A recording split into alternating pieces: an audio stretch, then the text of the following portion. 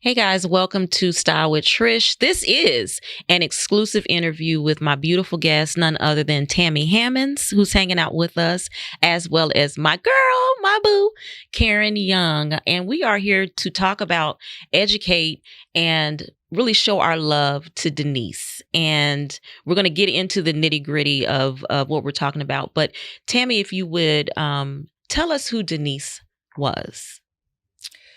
How do I describe Mama? To sum her up, she was so larger than life, but she was such a light. She was such a light, and the matriarch of our family, a friend, an aunt, just an all around girl's girl, the life of the party. Yes. Yeah. What would you add, Karen? That she was, the older sister to several brothers. Okay. She was laughter, a ball of laughter. She was spunky, sassy. Yes. Like she. You. Yes. Your yes. whole face. Yeah, absolutely. Yeah. And what I loved about her, what we connected with early on is our mothers had all girls. Yeah. Mm-hmm. And your mom had 3 girls. My mom had 4 girls. But just the tightness and the realness of raising all girls. Yeah. And what she instilled, she was real raw with y'all, as far as educating. Yeah. Expound on that a little bit. Oh my God. And the importance of it. It's so funny when I became an adult and I thought back on like certain times in our teenage years and stuff, like our mother, we never bought our own pads for our menstrual cycle. Never. She always bought them for you. You always had to go to her and get them. And then you found out later that was just her taking care, keeping an eye out for things, making sure, Yeah. That's smart. Yeah. She was smart like that. Yeah. She was so smart like that. She had very, very candid conversations with us about being girls, how we should take care of ourselves, what that looked like. You know what I'm saying? And really embodied that with how she took care of herself. So you had the example and you had her wisdom at the same time. Yes. Yeah. Yes. Yeah. She's a beautiful person. I enjoyed being around her because she was so vibrant to me. And probably because I knew a little bit of the, backstory before meeting her. She just was it was like she was not a stranger. It was like she's known me all her life. We talk about church, we talk about fashion, talk about family. And I remember sharing one thing with her one time about church. I never told y'all. But I was telling her that we were struggling on membership. Where did not want to be where we were any longer. And she didn't say a whole lot. She just patted me on my knee. She said, just be patient.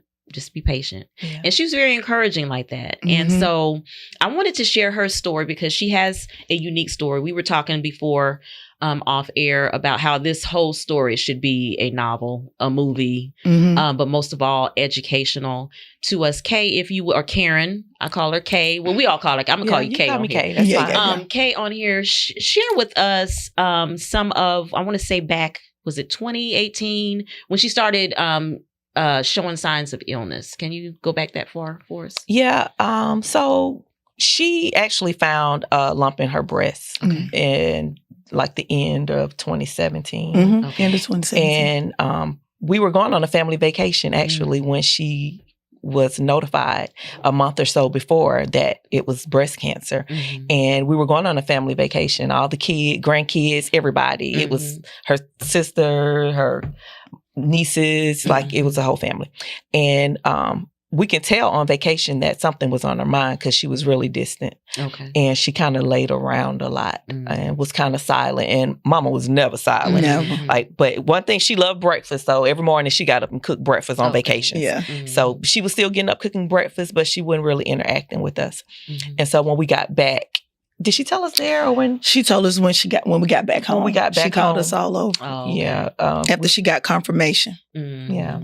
And so then, we knew that she was about to battle breast cancer and that she was going to start chemotherapy, she opted to have a lumpectomy instead of a mastectomy. And so... and what is that? What's the difference between those two? Well, the mastectomy is when they remove your breast. Okay. The lumpectomy when they just focus on the lump. Okay. And so her treatment plan was to, focus on shrinking the lump and then removing it. And so that's the steps she took. So she went through that process, and it was a journey. She was real ill sometimes, not real ill, but like after her treatments, every now and then she would be a little down from the treatment. Yes, from the treatments and things. It kind of it changed her body. The radiation part is real harsh on the tissue, so that was the worst part for her. The radiation. She lost her hair, of course. Tammy had to give her a nice, beautiful haircut. Yeah, I cut mine as well, just in solidarity. Yeah. She was pretty no matter what. And so during that battle, we went through that, 2017, all the way to like the beginning of 2019. She went into remission. They said, the breast cancer had cleared up. We rung the bell. We were excited. We were moving on to the next journey. So, and did you have anything that you wanted to share? Something? Oh, no. Karen is on track. Yeah. Kay's on track. And so it was breast cancer. And so she went through that. I remember we did the breast walk in honor of her as well. That was fun. Yeah. Had a good time. And she was really, it was like... Yeah. Like, I beat this. Yes. Let's celebrate. Yes. Typical mama, know? And everybody showed up. Did. Cousins came in. That was Stride. But that was the Susan G. Coleman. Oh, that was Susan G. Coleman. Okay. Yeah. So everybody in the family was excited. They came in from South Carolina. All of our friends and family that live here in the city came out and support. It was a big celebration. So she was excited. She was a warrior. Yes. Absolutely. And so she went into remission. And how long was she in remission before? It wasn't long. It was like a year. So 22. She started having problems breathing. It started there. She started to, couldn't walk really far without being out of breath. Being able to catch her breath. And so it kind of started with lung issues. We thought, she went to several doctors. They said it was probably something from the chemo or, her body just hadn't really totally healed from the chemo. So, but that started to progress, and Mama liked to travel. And so she had trips planned, and she had a trip planned to Martha's Vineyard for the summer because her niece has some real close connections with like Shaq. And, she always wanted to go to Martha's Vineyard because she associated that with the Obamas. And she loved them. And so this was Kennedys. And the Kennedys. She had to go see where JFK plane went down, all of that stuff. Wow. But she was feeling really under the weather for that vacation. Sick. And that was in 2021. Yeah. So she rang the bell 2019, February, Valentine's Day. Yes. 2019, she rang the bell. She started to have issues summer. That summer? No. Summer of 21. Oh, okay. Yeah. Spring to summer of 21. When it got really bad. Bad, yeah. Now, was she having to still go back to the doctor in those interims? Yeah. Like from the time she rang the bell up until? Yeah. Okay. Routine things and things that would just come up. Okay. Yeah. She stayed at the doctor. You know, if Mama didn't, like if she had a sore, she's going to go to a doctor. What's this? Okay. She battled shingles. Was that after? Yeah, that was after chemo and everything. Yeah, after she went in remission, she had a bout with shingles. It was very painful for her. Yeah. So she stayed at the doctor. I mean, she went through all her yearly checkups. She had her thyroid. Yeah. She had thyroid problems. That ran in the family. She had, so that was hereditary. Okay. Yes. Yeah. And so she, constantly stayed at the doctor. I mean, her medical records is extensive. Yes. And so she was, and then she was more focused on the breathing thing because that was a big part. Why can't I breathe? Yeah. Why am I so winded? Even at work. Yeah. She... Oh, she was still working? Yes. Yeah. Oh, I didn't know that. Yeah, she went back to work. Okay. Yeah. She worked up until she couldn't anymore in 20 when it got really bad in 2021. Yeah. In summer. September. Yeah, because we were in Florida. with the kids when Cammie had to come. Yeah, that was like June, July. It started summer of 21, and it just got progressively worse. Yeah. Wow. Yep. And that's when they found water, fluid on her lungs. Wow. Yep. And when they tested the fluid, they said it had cancer cells in it. Yep. So then that's when you all was like, okay, it's back. Exactly. Yep. Okay, so now this time around, how was that the second bout with cancer? Now they found the fluid where? In her lungs. In her lungs. Okay. Yeah, she had to have fluid removed from her lungs because she couldn't breathe. Okay, I got you. Yeah. I got and so when they removed the fluid, they tested the fluid and found that it had cancer cells in it. And then at that point, they diagnosed her with metastatic breast cancer. Breast cancer. Yeah, Okay. because those cells matched the previous breast cancer cells. So now it's moved to her lungs. Okay. So now what's the difference between the first diagnosis to when it returns? What's the difference in her condition? Oh, it was a stark difference. Like it didn't even, like cancer is doing all of this. Yeah. Yeah, it was. What was some of her anguish? Like what was it? The weight loss. The weight So it was loss, a lot of extreme weight She loss. drastically lost weight, like within a month or so. Like she lost 10 pounds and she lost her appetite. She couldn't eat anything. The fatigue. Yeah, she was so weak and She was lethargic a lot.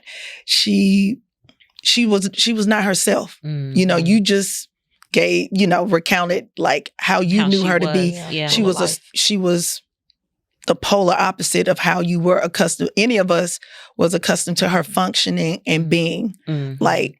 But she kept she moving was forward and we had faith that, another bout with cancer, we beat it the first time, we'll beat it this time. Right. But the weakness and the how she went down this time was not like the first time. We knew it this was faster. Yeah, we knew this was something different. Okay. This was going to be worse. And so is that what led you guys to say, okay, well, maybe it isn't, maybe it's something a little deeper here?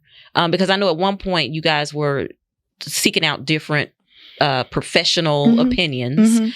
So what caused you to say, wait a minute, this might not be, it might be the same thing, but we may not have to be able to go the same route that we went the first time. When did you see or notice it was a difference? Yeah. Well, when the doctors wasn't giving us the answers that we wanted, her current oncologist, they kept telling, we're saying this doesn't look like cancer because she is so weak and she sometimes she don't even know where she is. She's losing her memory, like, and she's not eating and this drastic weight loss and she keeps getting feverish and something is different. And they would tell us it's the sickness. Yeah. Okay. Well, she's had cancer before, and they're like, well, this is metastatic. Do you, something she's going to have to live with?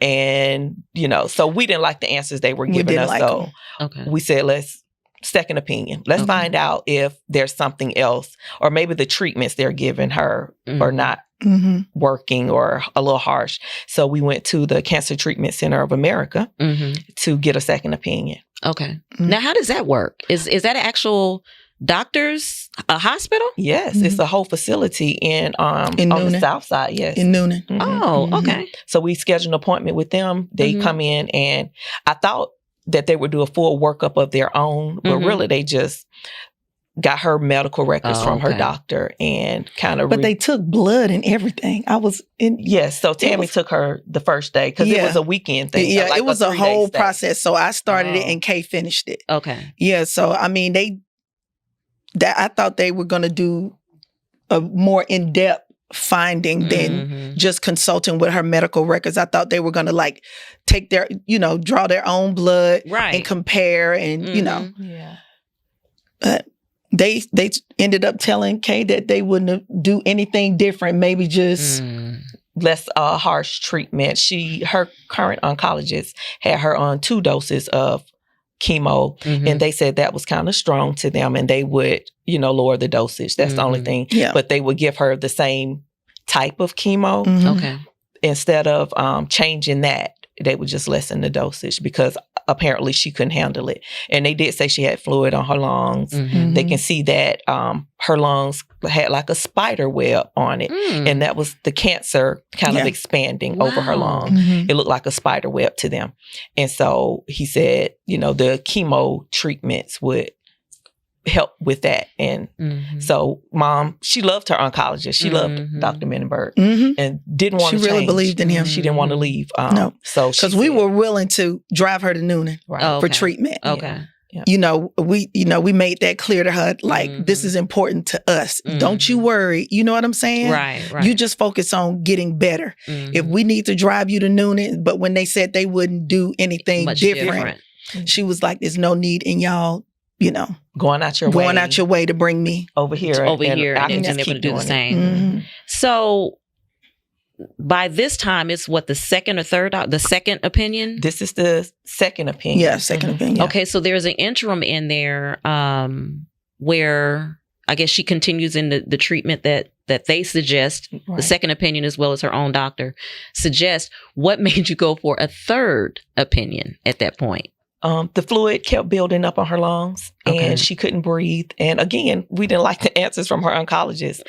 Why she liked this, every time she would have a chemo treatment, her white blood count would drop, totally disappear. And so their answer was to give her shots to build her white blood count up. Okay. And so that's what they would do. Give her a couple shots to build up her white blood cells and we'll give her another round of chemo. Once her white blood count comes back up, no matter how weak she is, no matter how sick she is, we can't stop these chemo treatments. Right. Okay. And we didn't like that. Okay. So, Tammy's friend, Kay, she's a nurse, and my mom, she's like a daughter, and my mom trusted her opinions. And so Kay suggested that she go see one of her oncologist friends at the University of Georgia. Okay. In Athens. Okay. And so she scheduled that appointment for us. So we drove to Athens and sat down with the doctor there. He reviewed her medical records, didn't do his own workup. They did check for fluid in her lungs and said that it was a lot of fluid. She needed to get it drained again. But he basically said the same thing because he was actually a colleague of her current oncologist. Oh, okay. Yes. Okay. So they were out of similar practices or something, I guess. And so she again opted, well, if you wouldn't do anything different, then I might as well stay where I am. Exactly. But she was never really able to tolerate chemo. No. Even the first second time around. The second time. The second time around. She was not, she could never really tolerate it, especially if she didn't have them shots. Right. You know what I'm saying? And then that didn't even, That is amazing. And so then we end up at Emory, correct? That's further down the further down the line. Okay, so where do we go next from there? So she continues with her treatments, her chemo treatments with her current oncologist. And so after so many treatments that she was able to make it through in December of 2021, they want to do more scans, CT scan, MRI, bone scans to see if the cancer had cleared up or is still spreading other places, to see where we were with the cancer after so many chemo treatments. Well, they did the scans in December. We went back for the results and they tell us, well, the cancer's pretty much cleared up around her lungs. Great news, right? Right. We're excited. You know, I'm sitting, I'm recording because we recorded every doctor's visit. That's good. That's so smart. that, you know, we could communicate with each other because I couldn't remember everything. Tammy couldn't remember. So we shared the communication. So pretty much cleared up. And I'm saying in the video, well, why is she like this? If the cancer is pretty much cleared up, why can't she remember where she is? Why can't she walk? Why am I pushing her in this wheelchair? My mama can't walk. You know, it doesn't look like it's cleared up. Something else. What could something else be going on? It was the same answer. It's the disease. And which wasn't, I couldn't understand that because you said the disease is pretty much cleared up. Yeah. And so fast forward to the beginning of January, they kept her on the path of continuing the chemo treatments because now it's metastatic in their eyes. And so with metastatic, you have to take some form of chemo the rest of your life. Right. You have to treat it. Right. And so again, she can't handle it. Her white blood counts are dropping, shots fever. We're at the emergency room saying, you know, what's wrong with her. And so we eventually ended up taking her from her home because her husband wasn't taking care of her. We work, you know, family life. And so she had a husband at home. And we trusted that he would give her the care she needed. But when we would go visit, it wasn't. She didn't look cared for. And so we decided to take her out the home and move her in with me. I was working from home. I could, you know, be with her around the clock. And so she came to live with me January 8th. I remember that weekend. Because my son, Corey, was going off to the military. She was with me for about 10 days until Corey left to go to the Navy. And Miles was going to school. So I had an extra bedroom. She had an extra bedroom. And she worked remote. So it was more ideal for Mom to be at Kay's house. And so she was there January, and then February, like the first weekend, Super Bowl weekend. Super Bowl weekend. In February. That's how I always remember it. Was the Saturday before the Super Bowl. She woke up. I wake up in the middle of the night to check on her because she was weak. She was actually using the bathroom on herself. At this point, she could not hold her bowels. Didn't look like cancer to me. She, you know, it didn't feel like it didn't feel like cancer. No. You know, she could barely eat, could barely walk. She, you know, was lethargic most of the time. She stared off into space. And so I would check on her in the middle of the night because I know she don't use the bathroom, so I got to change her. And so I went in like 5 o'clock in the morning, and she was staring into space, couldn't talk, no motion. It looked to me like she was having a stroke. So I ended up calling 911. They came. They thought she was having a stroke as well, and they picked her up to, you know, take her because we were upstairs. They had to take her downstairs, and this is. I laugh and smile at this because Mama was lethargic. She didn't know where she was, and she wouldn't talk to me or the emergency people. And as they were walking her out down the hallway, Gadget, my husband, said to me, "Kush called," which is my baby sister, and she just out of nowhere said, "What Kush say?" Are you serious? I swear. And I was like, "Mom," as they were taking her down the stairs. And so they ended up admitting her to the hospital. Like, it woke her up when we said her name. She was like, "What'd she say?" So she ended up admitted into Rockdale Hospital and didn't like it there. We didn't like it. They could not figure out what was going on with her. First, they thought the cancer moved to her brains because everybody's focus was cancer. Everybody's focus was cancer.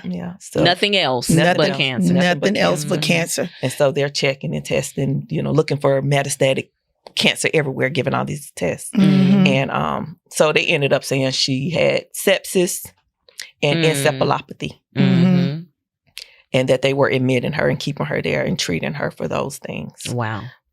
And that was so far from what was actually going on that it's utterly ridiculous. Because when we got there, I shared with the doctor that we did not trust her husband. You know what I'm saying? You need to check her for everything. And Karen was on the phone while I was in person, and we're telling him, like, run a whole, just do everything. Do everything. Test her for and so when Kay went back to the My Chart, she saw everything.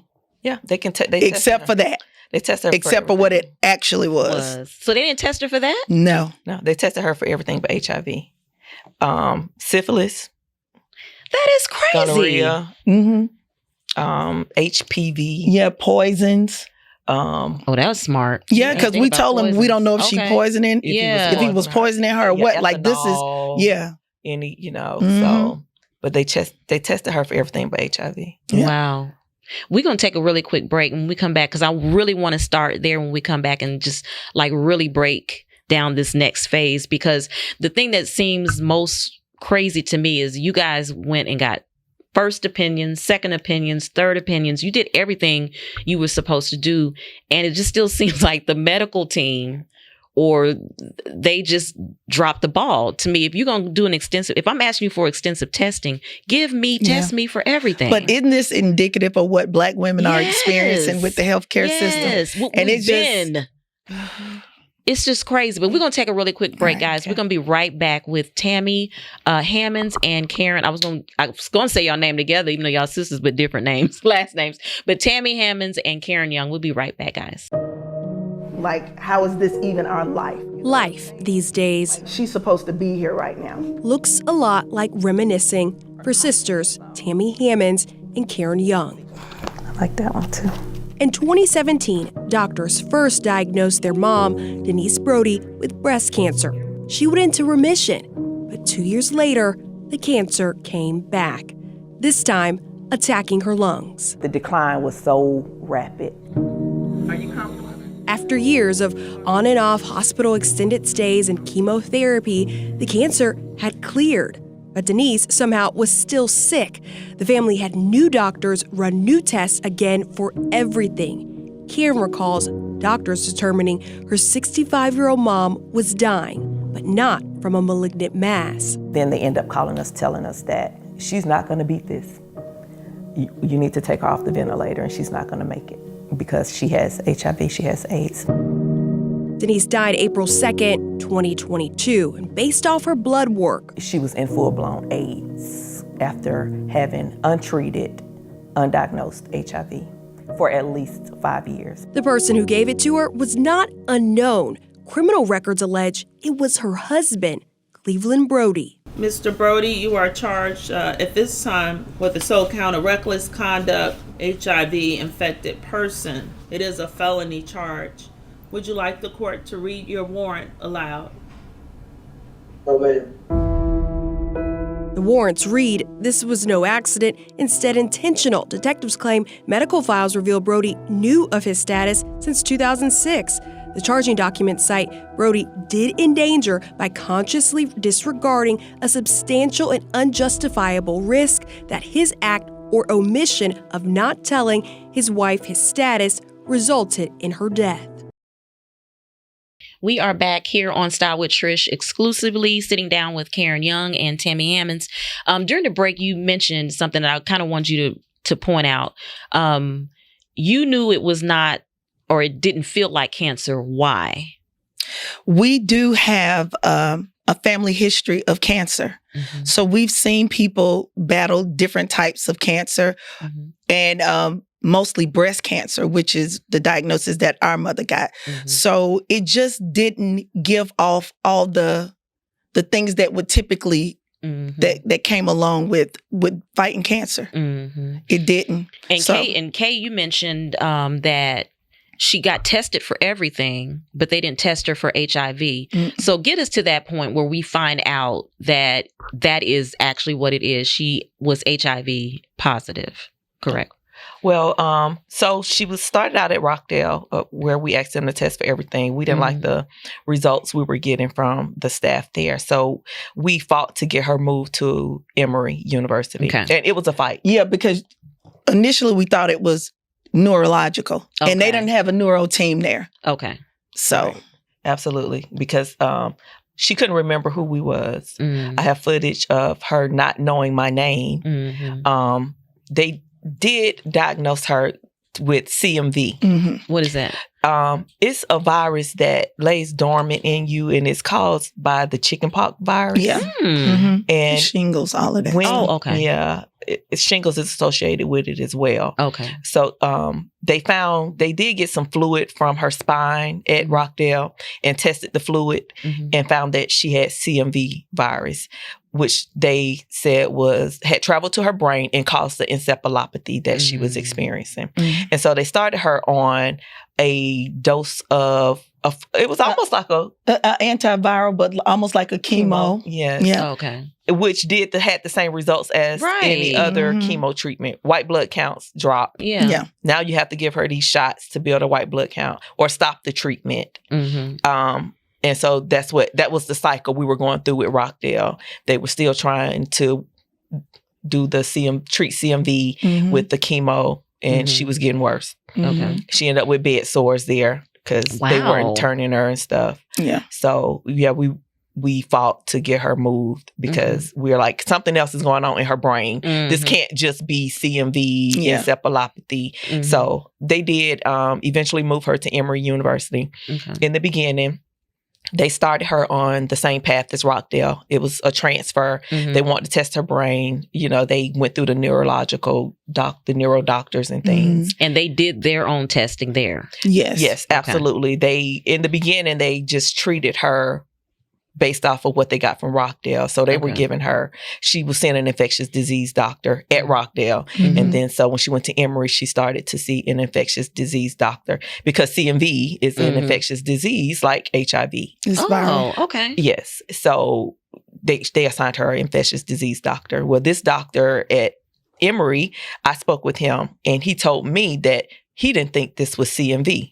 He thought maybe it was something different. But they were going to continue on that path until they got all of her medical records from Rockdale Piedmont. And so that's what they did. They continued on that path. Well, she ended up catching COVID and ended up on the ventilator. Wow. Yeah, they ended up putting her on a ventilator at Emory because she had pneumonia. So she really couldn't communicate with us at that point. And again, the infectious disease doctors at Emory didn't believe that it was CMV, that something else was causing what she was going through.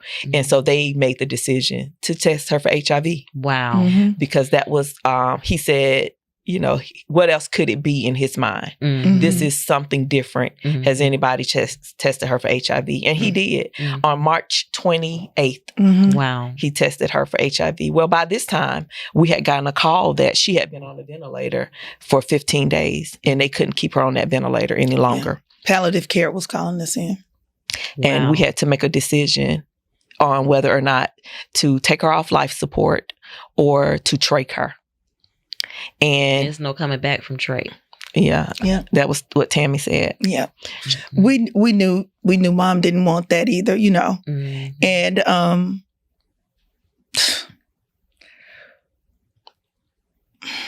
she told us that. Yeah, you know. she told us that she didn't want to be, you know, a vegetable. And we had end of life type conversations before, you know, when you're dealing with cancer and everything, you have to have those tough conversations and stuff. So we knew that traching her wasn't going to be an option.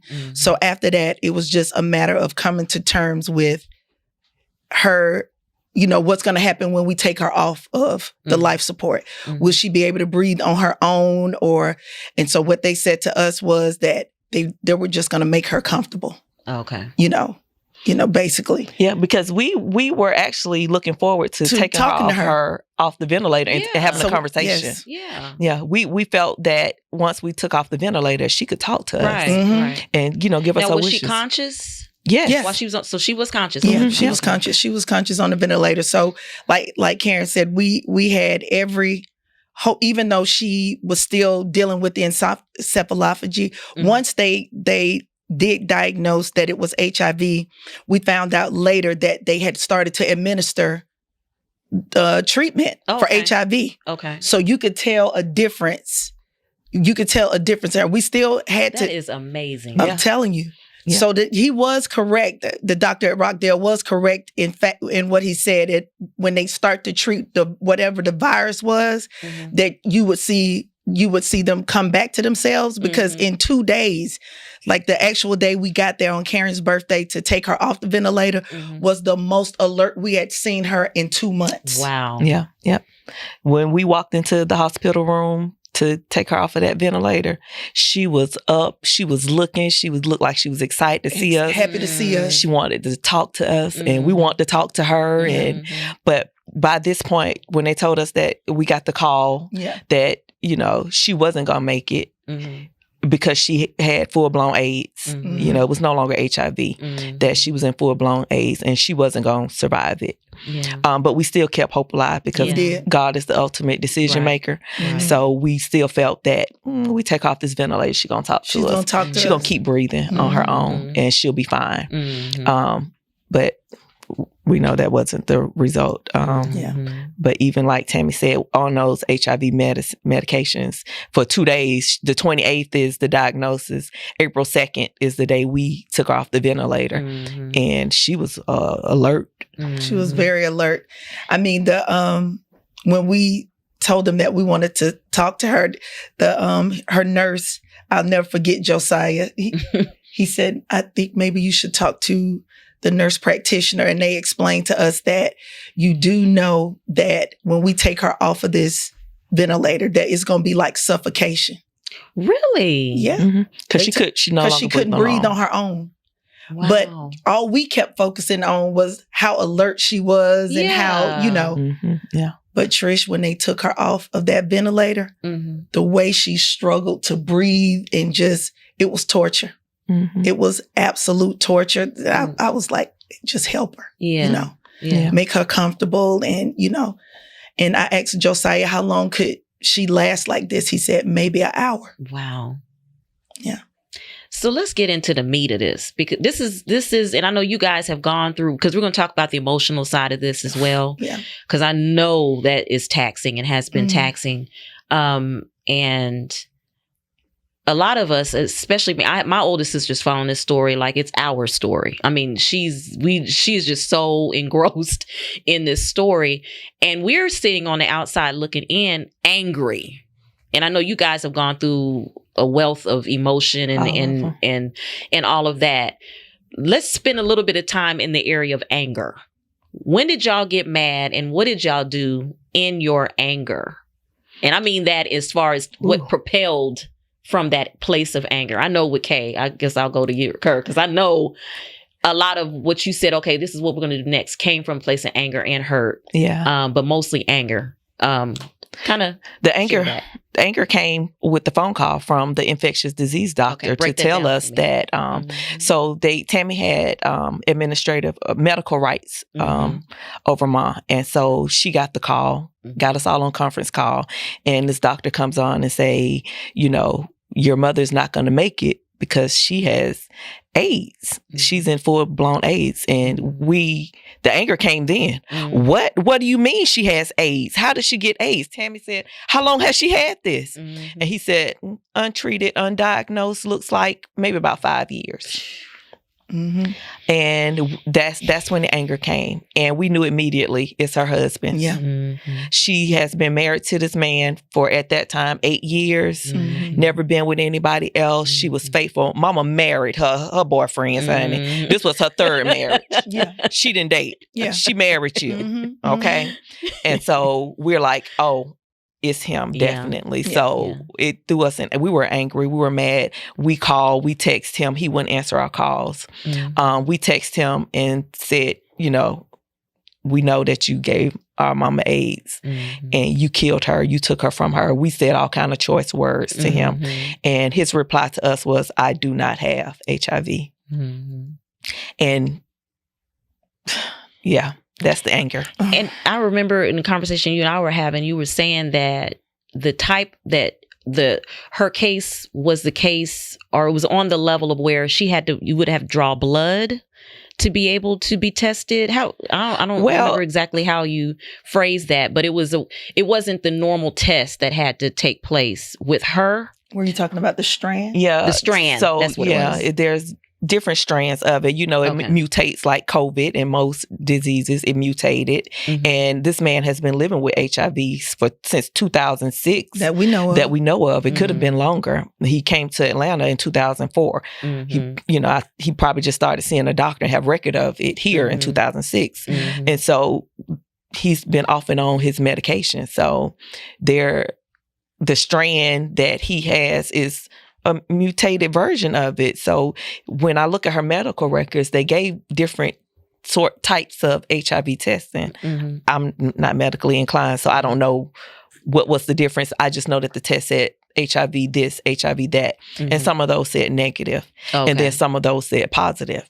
So I don't know, how they performed the test to determine which strand it was. But he went to CVS and got a test, or Walmart. He sent us test results. So he went to Walmart and got a test. See, I don't have HIV. His test was negative.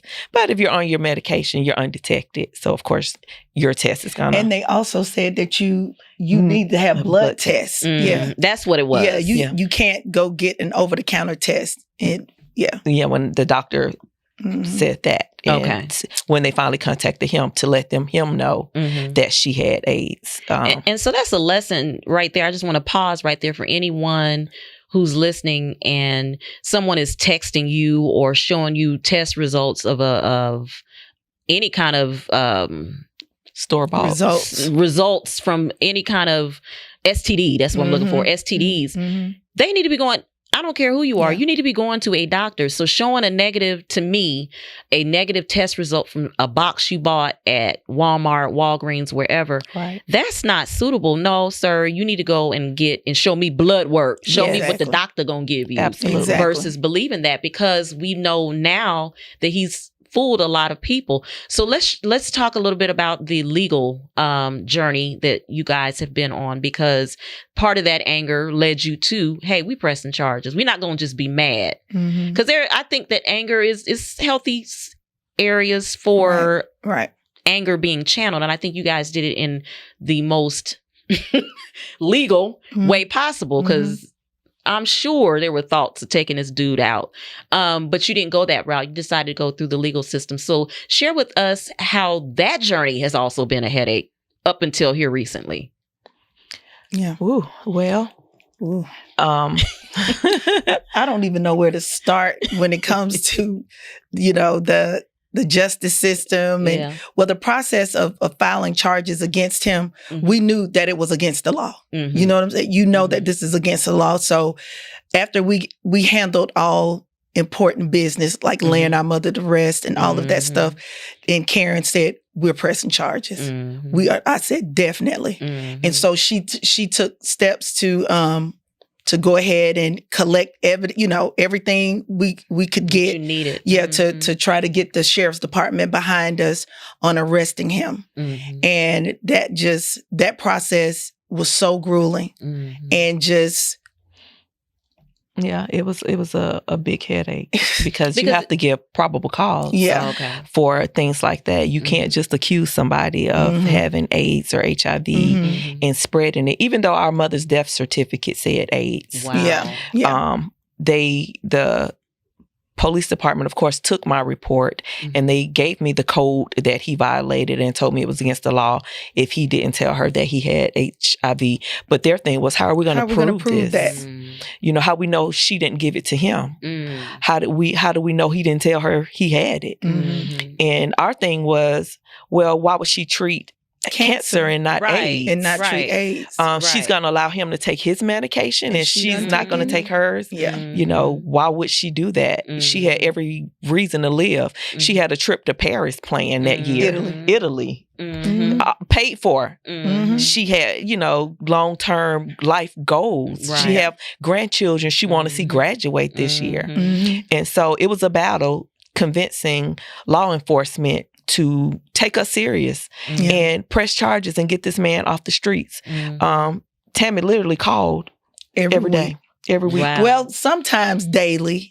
Sometimes daily, but definitely called every week.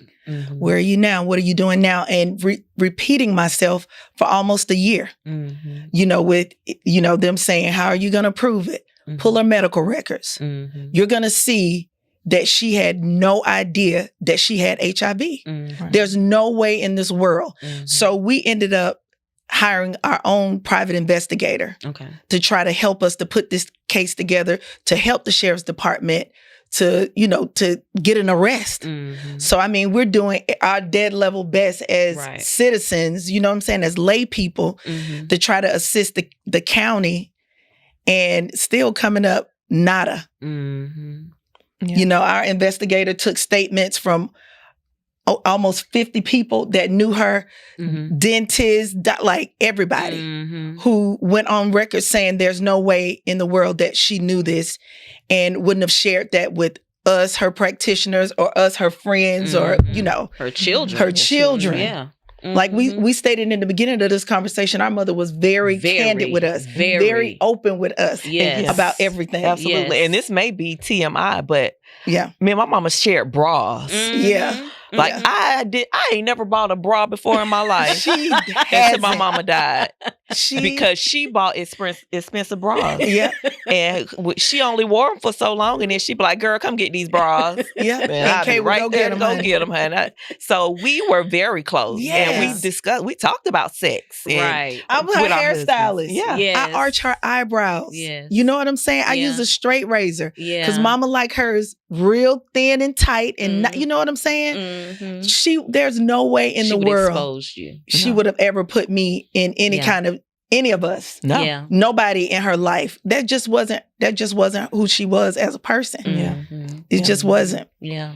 And so Robin Martinelli, our investigator. Shout out to Robin. She did an awesome job. She got in this thing with us. Yeah. She stayed in the battle. She, helped us gather information to try to, she set up a meeting with the Rockdale County Sheriff Department. Really? Yeah, Okay, absolutely.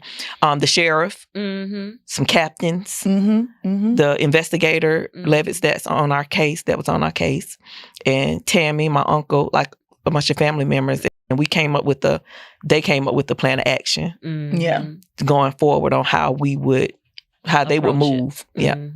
So how did this joker finally get locked up? I mean, because he's locked up now, but how did we get to that point? Well, go ahead. I would attribute it to Sierra. I would Cummings. too. I would definitely attribute it to Sierra Cummings. If it wasn't for her, who is Sierra Cummings? For those who don't know. Yeah, she's an investigative reporter at Atlanta First. Atlanta News First. The Channel 46. Okay. So I was feeling really, really, really like, I kept having like these, for my spiritual people out there, I kept having these mama encounters. You know what I'm saying? I would pass cars just like her car. Yeah. Like I kept getting all these signs and things that were like nudging at my spirit. And I called Kay out of frustration because, like if I'm Buddha, then she absolutely. Look, if I'm a gun, she the bullet. You know it. So I called Kay and I was like, I'm sick of them. I'm sick of this. I'm calling back up to that sheriff's department and they gonna blah, blah, blah. And so we had already been reaching out to media. Okay. And then when I called Kay out of frustration and she said, you know what? I'm just gonna send this to every investigative reporter in the city and see what happens. Wow. And Sierra just happened to take heart. She happened to take heart and reached out to Karen. And if it wasn't for her calling up there inquiring about what was going on with this case and, where are you guys with this? Oh my God, this is a public service, news story. So Sierra is definitely, in our minds, the person who really got this ball rolling to justice. And of course, he was arrested on July 10th at his place of employment. And the investigator called and gave us the good news. Also, the investigator had to tell you, not the police. Well, the investigator from the police. Department. Not the PI. Okay. No, the detective. Okay. The detective called with the good news that he had been arrested. Glory to God. Yes, amen. I'm telling you. And so all of that has been, thank God for her. And I think you said that she had something about the story related to her and her family. And so that was what helped thrust. I mean, that was help ignited it for her. To be able, and I think it's crazy. I think it's God sent that he strategically placed people in this story as an aid, as whatever, to help get the story out. But I also think it's very sad that you guys had to go through all of that just to get the story heard. Thankful that it is heard, but just sad that Kay is she's like the bulldog, like you said. She's gonna run. But what if you don't have that person in your family? You go. Yeah, I mean, it's who our mother made us. Yeah, you know what I'm saying. We all three have it. Yeah, we all three have it, but it's degrees to it. Yes, you see what I'm saying? Yes, like. Where I don't have it, she has it. Where she don't have it, I have it. Where we don't have it, our little sister, she does what she can, but she's the baby. Yeah. You know what I'm saying? Yeah, I'm the baby. She's the baby in the family. So you know, it's how we were raised. Yeah. We were never not gonna pursue this. Yeah. We were never not gonna see this to the end. Mhm. We were never, and this is what we shared with the Rockdale Sheriff's Department. I told him we're not going away. Mhm. We're not going away. If you think you're gonna brush this to the side Mhm. and we're gonna forget all about it, it's not gonna happen. Yeah. It's not gonna happen. So this is who we were raised to be. Like, Yeah. we're fighters. Yeah. We're warriors. You know Yeah. what I'm saying? And we don't just do it for our family. Mhm. We knew that telling our story was going to help other people as well. You know what I'm saying? Absolutely. Absolutely. So it's amazing story. It's heartfelt. At the same time, I see the work that you guys are doing, and it's a constant. I know it's plenty of sleepless nights, even still up until today. How have you been able to, how is your emotional state? How is your mental state? How are you taking care of you? How are you all taking care of yourself during the interim of all of this that's going on? What are you doing for you? Well, I do have the gift of exhortation, encouragement. So I try to send my sisters positive messages. I pray for us. I'm in therapy. I encourage that they go to therapy, like you and I discussed before. We need God and a therapist. And a therapist. So it's been, you know, I'm a person who, I'm not a stranger to grief and the things that happen to us in this life that supposed to draw us closer to, you know, our Father in heaven, and what that looks like for everybody is going to be something different. So different. So I already know in the morning, when I wake up, just on GP, on a scale from 1 to 10, I'm going to probably be about a 5 or a 6. Okay. So when I get up, I do the things that are going to help bring me higher. Okay. So that I can last, so that I can make it through a day. And so I try to do that for other people. So encouraging myself and encouraging my sisters and other people help keep me encouraged, and it helps keep me sane.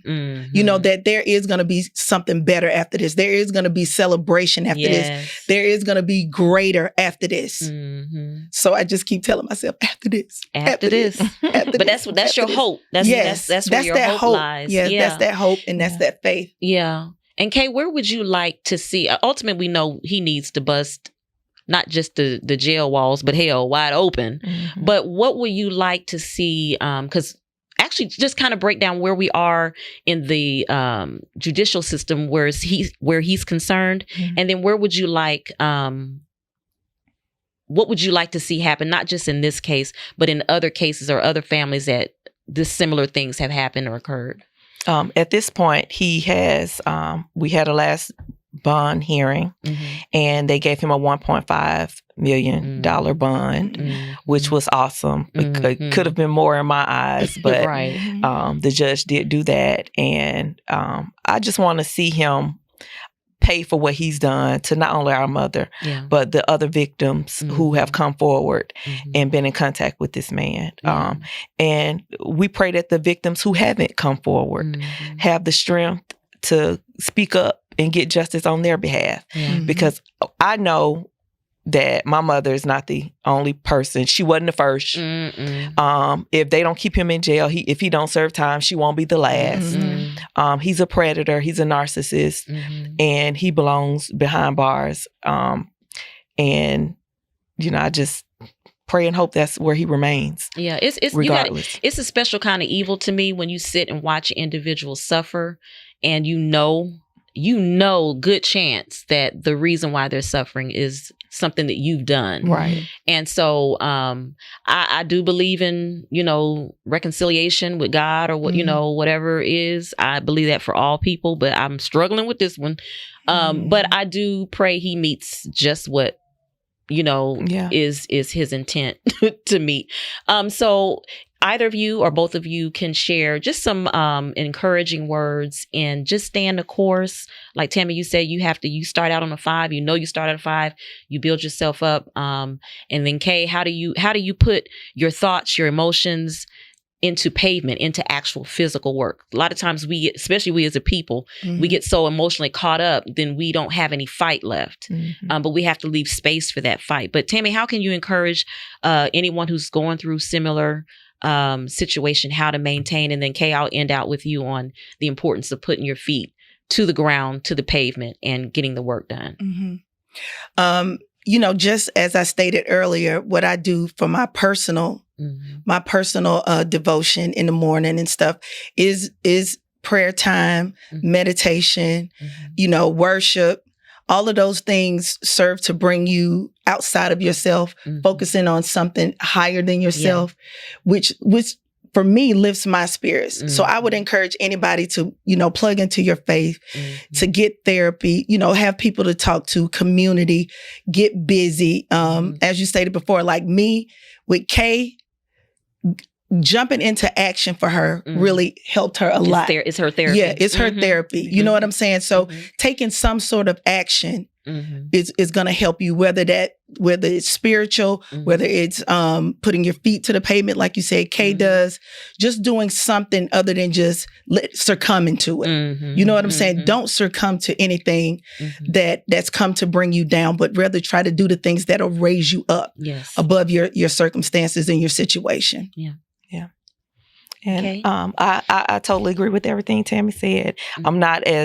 I'm spiritual, but not as spiritual as my sister is.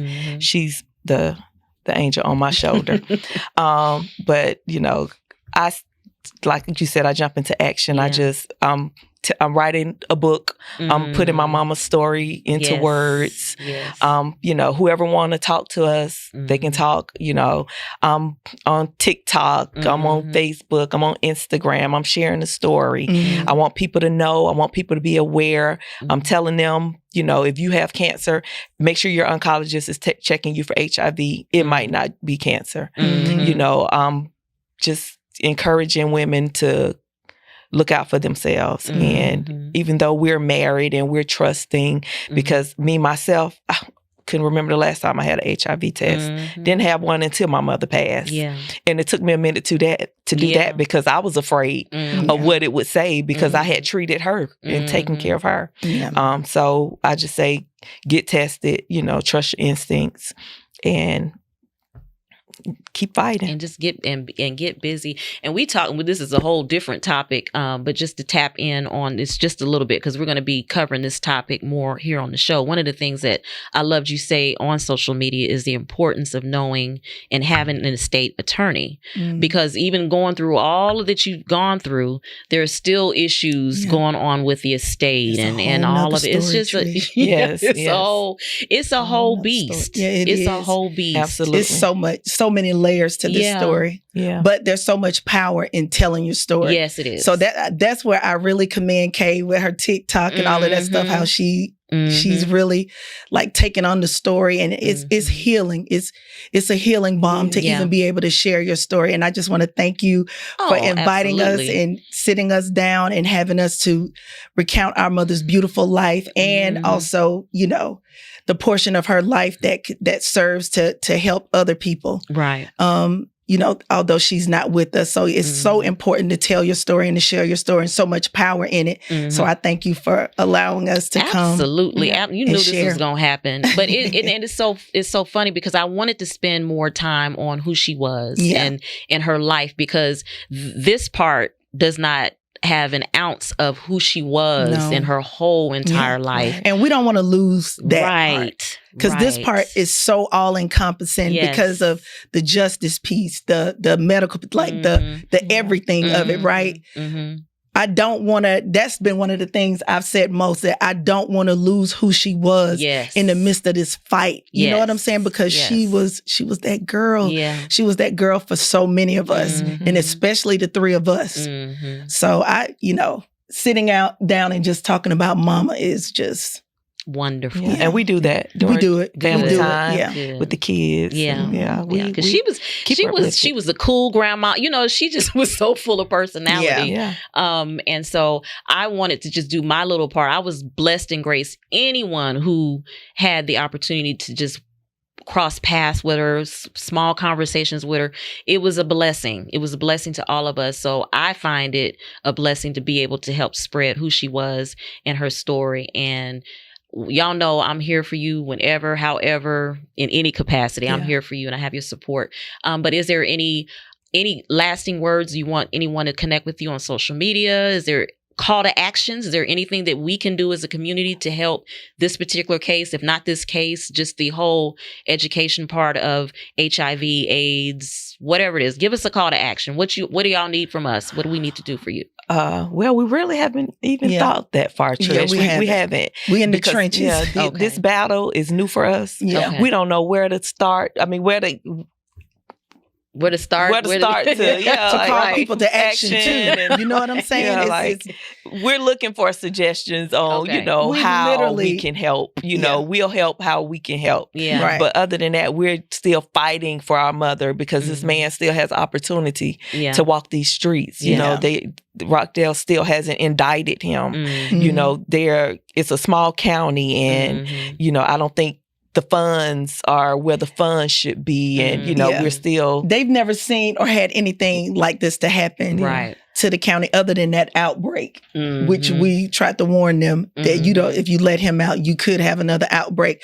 But I guess if there was a call to action or should be a call to action, I would say reach out to the sheriff's department about, when is there going to be an indictment or, well, that's the DA's office. The DA's office. Yeah. Okay. Yeah. Maybe a push or a shove to the legal. To keep this at the forefront of their mind. I know the court system is tied up and stuff like that, but we don't want to get lost in the shuffle. Right.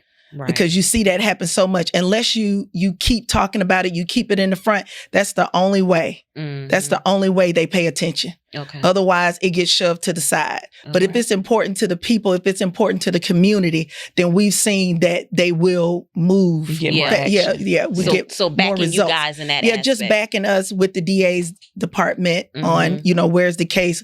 Are you actually going to charge him with murder? And you know what I'm saying? So, okay.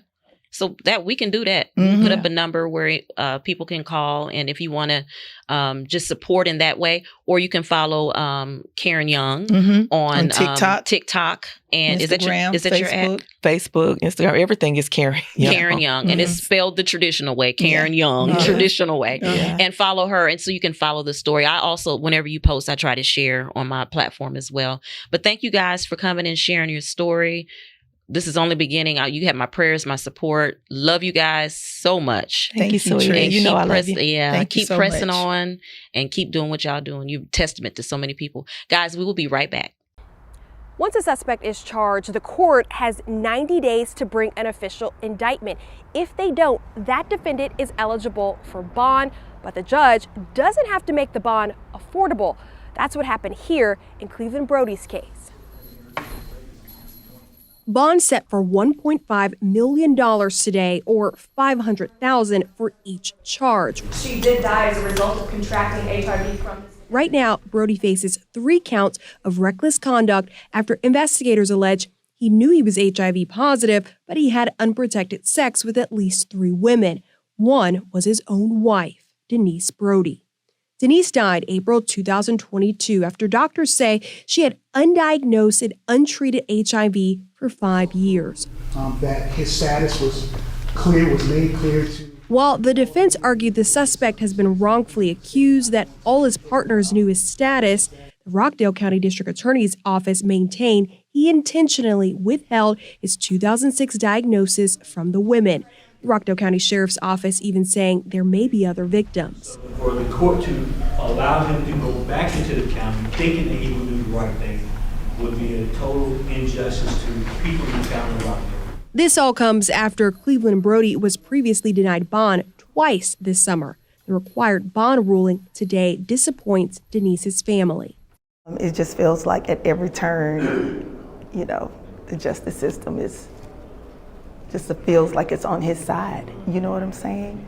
Like, we get the cemetery and he gets bond and everything else. There's no way my mother would have known this man's status and not protected herself and not gotten treatment if she knew that she was infected by that, and those other victims as well. They went in blind just like my mom did.